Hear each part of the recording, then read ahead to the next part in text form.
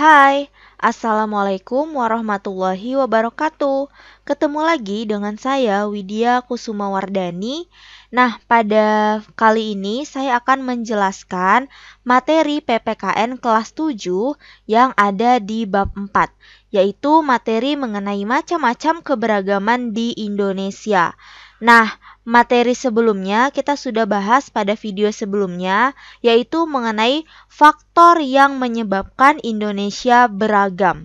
Ya, nah sebelum kalian menonton dan mempelajari materi yang ada di video ini, saya sarankan kalian untuk mempelajari dulu materi yang ada di video sebelumnya ya.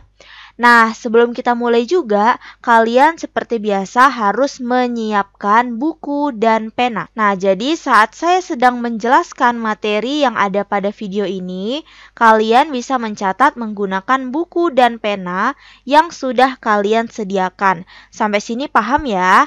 Langsung aja yuk kita mulai. Nah, yang pertama kita akan membahas mengenai keberagaman suku yang ada di Indonesia. Nah, suku ini biasa juga disebut orang dengan etnik ya. Jadi, suku ini sama dengan etnik. Nah, apa yang dimaksud dengan suku bangsa itu? Jadi, suku bangsa itu adalah sekelompok manusia yang memiliki kesatuan budaya dan terikat oleh kesadaran dan identitas tertentu. Nah, biasanya yang mengikatnya ini adalah berupa bahasa, ya, selanjutnya kebudayaan, adat istiadat, dan sebagainya. Jadi, ada yang membuat mereka itu menjadi satu kesatuan yang berciri khas ya. Saya tulis di sini, biasanya mereka diikat oleh, nah ini ya, yang membuat suatu suku itu terikat. Ada bahasa, adat, dan tradisi. Nah, selanjutnya, keberagaman bangsa itu diakibatkan karena jumlah suku bangsa yang mendiami wilayah Indonesia ini sangat banyak dan tersebar ke seluruh wilayah Indonesia. Nah, kalian bayangkan kita memiliki 34 provinsi. Nah, jadi yang mana masing-masing ke 34 provinsi ini memiliki bahasa sendiri. Ya, jadi memiliki bahasa sendiri, memiliki adat sendiri, dan memiliki tradisi sendiri. Nah, selanjutnya di dalam satu provinsi itu pasti ada beberapa suku gitu kan. Nah, contohnya di Provinsi Sumatera Barat. Nah, di dalam satu Provinsi Sumatera Barat itu terdapat beberapa suku yang mendiaminya.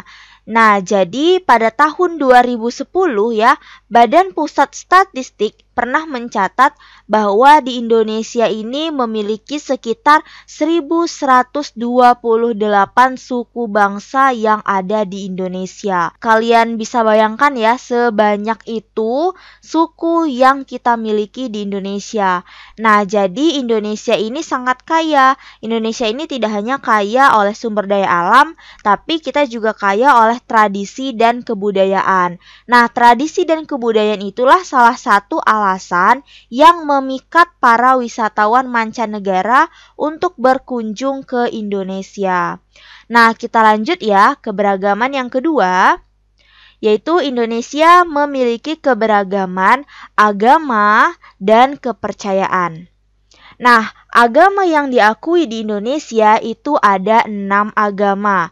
Ya, apa aja? Yang pertama ada Islam, Kristen Katolik, Kristen Protestan, Buddha, Hindu, dan Konghucu. Nah, keenam agama ini dibawa oleh para pedagang yang dulunya berlayar ke Indonesia.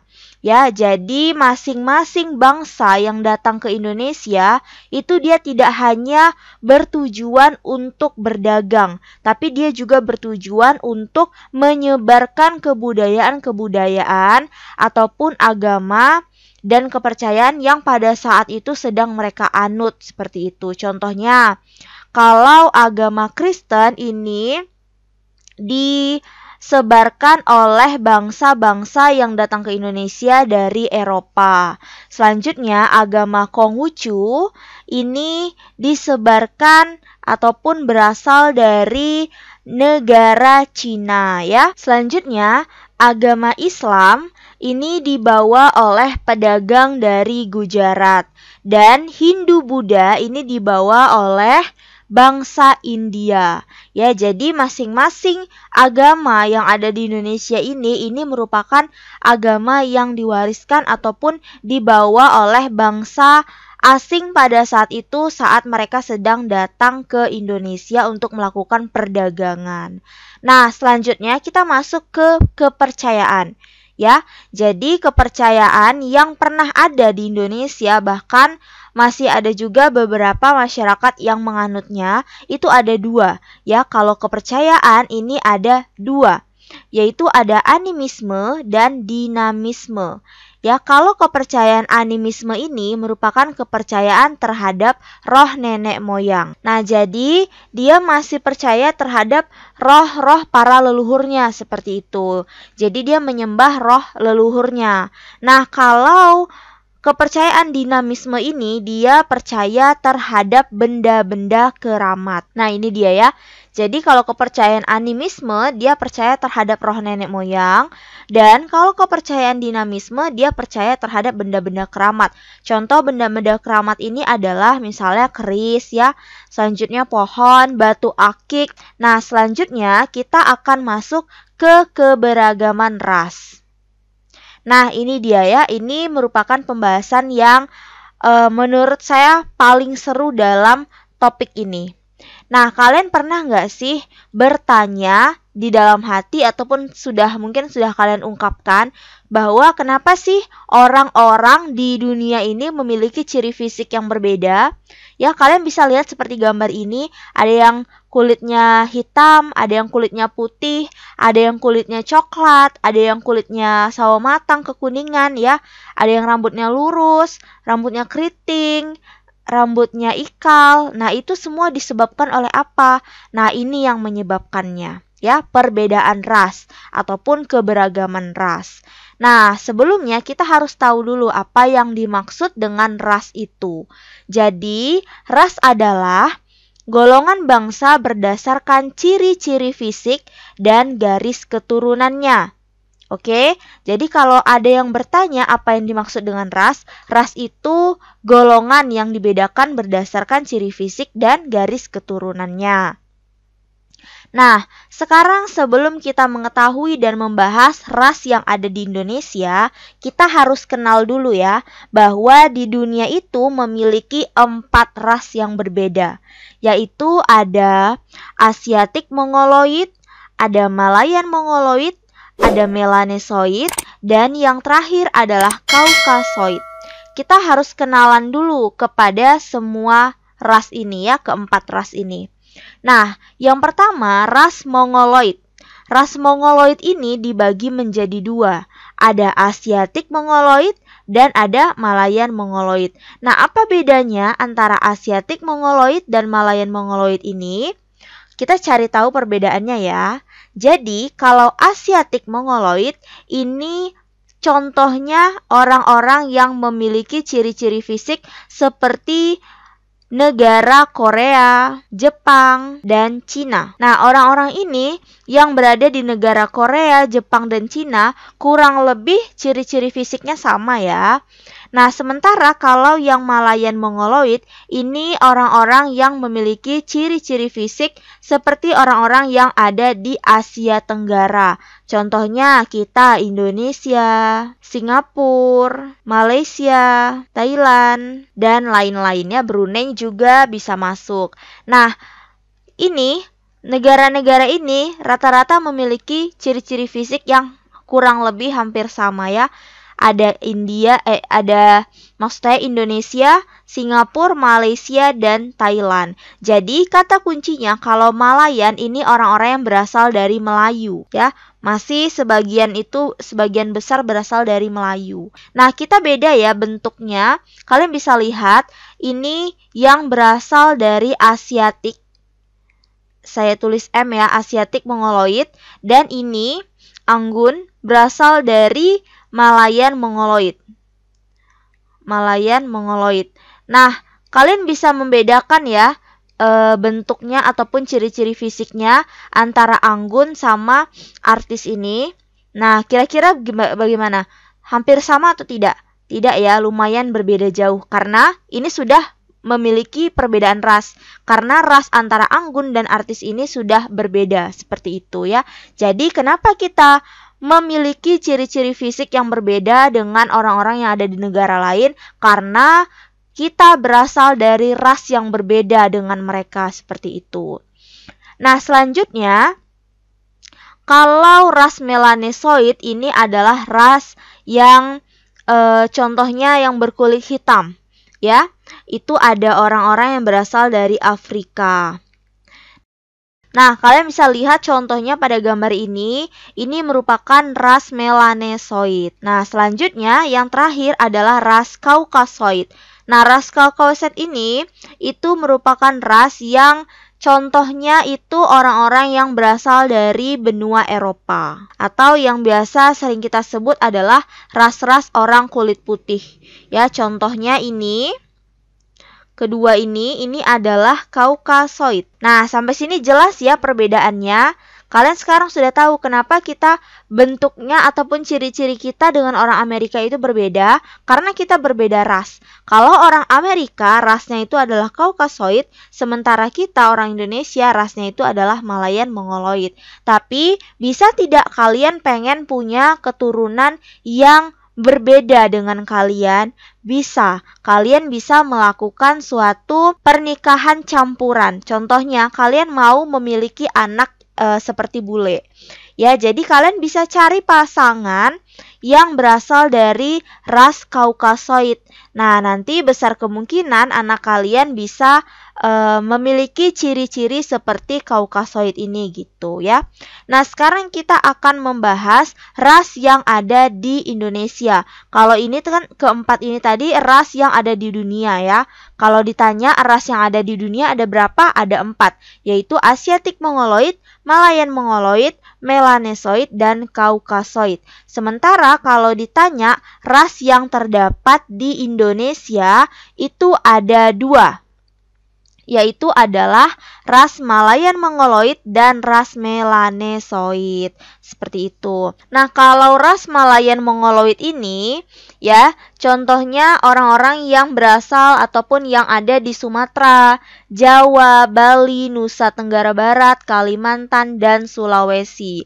Sementara kalau ras dari Melanesoid ini yang ada di Indonesia, ini orang yang mendiami di daerah Papua, Maluku, dan Nusa Tenggara Timur.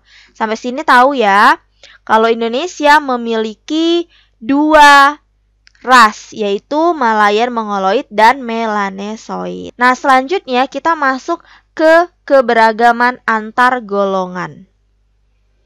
Nah, ini dia yang terakhir, yaitu adalah keberagaman antar golongan. Nah, manusia hidup bukan hanya dalam keberagaman suku, agama, dan ras, tapi juga dalam keberagaman yang ada di dalam masyarakat. Nah, keberagaman di dalam masyarakat ini dapat dilihat dari struktur di dalam masyarakat.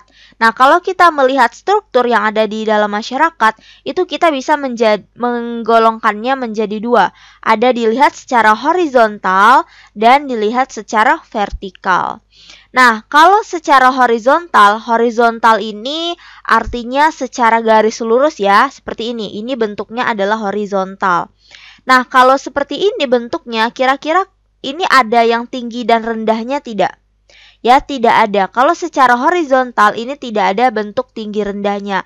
Jadi, secara tidak langsung kalau struktur sosial yang ada dalam horizontal ini itu semuanya dipandang sama rata.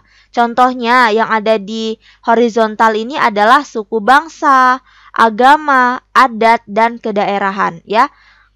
Ada tidak di dalam suku di Indonesia, suku yang lebih tinggi dari semua suku yang ada di Indonesia? Ya, jawabannya tidak ada. Kenapa? Karena semua suku di Indonesia itu kedudukannya sama. Mereka punya adat tersendiri, sehingga mereka akan menjalankan adat dan tradisi dari suku mereka sendiri. Seperti itu. Jadi, tidak ada tinggi rendahnya kalau dilihat struktur sosial secara horizontal ini. Nah, kalau kita masuk ke vertikal ya, vertikal itu garis lurus dari atas ke bawah. Nah, contohnya ini gambaran vertikal ya. Nah, kalau secara vertikal itu ada tinggi dan rendahnya. Ya, di sini tinggi, di sini rendah. Nah, kalau secara vertikal itu ada kekayaan, pendidikan, pekerjaan, dan garis keturunan. Nah, kalau kita lihat di keempat hal ini pasti memiliki perbedaan ya. Jadi di dalam sosial ataupun masyarakat ada yang memiliki tingkat kekayaan yang memang begitu tinggi, ada yang sedang-sedang di sini dan ada juga yang tingkat menengah ke bawah. Sama juga dengan bidang pendidikan, pekerjaan juga seperti itu dan garis keturunan juga seperti itu.